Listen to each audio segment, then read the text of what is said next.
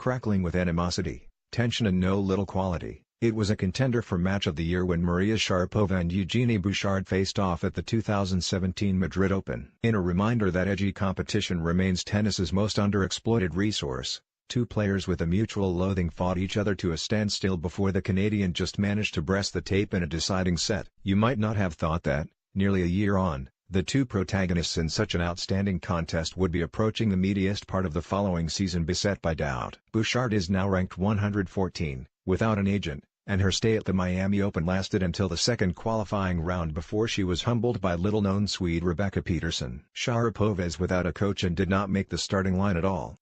She has been felled by another of the injuries which have blighted her comeback, and was this week provoked into an explanation for her latest absence by a complaint from one of her millions of social media followers. While few tears will be shed for either of them in the locker room, their struggles are a blow to the tour.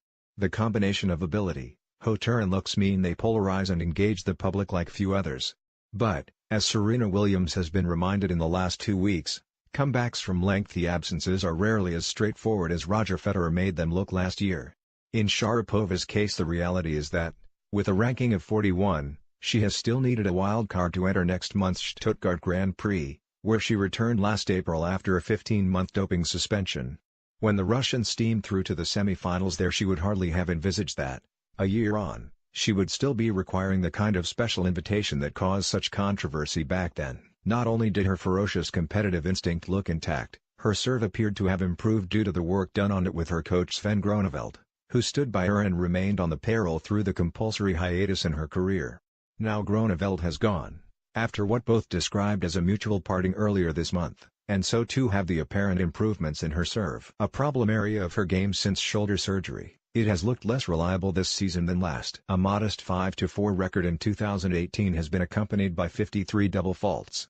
Initially, Sharapova's absence from Miami was explained with the blandest of brief quotes, "Unremarkable except for a clumsy spelling mistake." Amid social media murmurings speculating over the withdrawal, one fan moaned to her about the disappointment of having bought 2 tickets to see her play, and could hardly have expected a reply.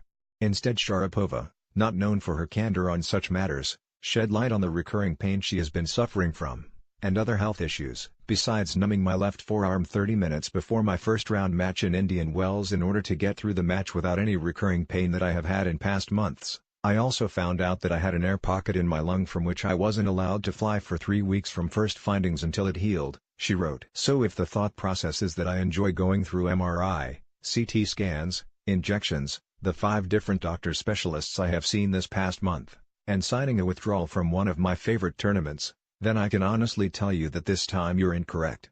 These are not the first significant physical problems she has had since coming back, and was out from mid-May last year until late July, with a leg injury. And, of course, she is no longer able to draw on copious amounts of meldonium to help her out. Approaching 31, can she reach the top again without the now-banned medication she secretly took for so long?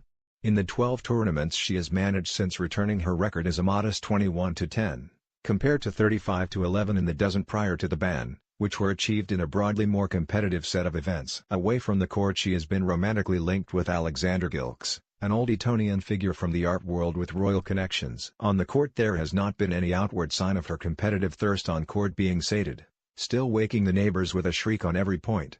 But you can only wonder how long she would wish to continue as less than the superstar she was, and there is sure to be the concern about how much being a middle-ranking player will damage her carefully nurtured brand. Apart from the awkward and unanswered questions surrounding the M-word, there is only so long before relative mediocrity further taints Sharapova Incorporated. Bouchard has clearly not had the same career, but is already learning this law of commercial erosion the hard way. About the only thing that has gone in her favor this year was the judgment in her long-running lawsuit against the United States Tennis Association. That related back to an incident in 2015 at the U.S. Open, where she slipped over in the locker room on a slick floor surface and banged her head. The award was not disclosed but is widely accepted as having been into 7 figures.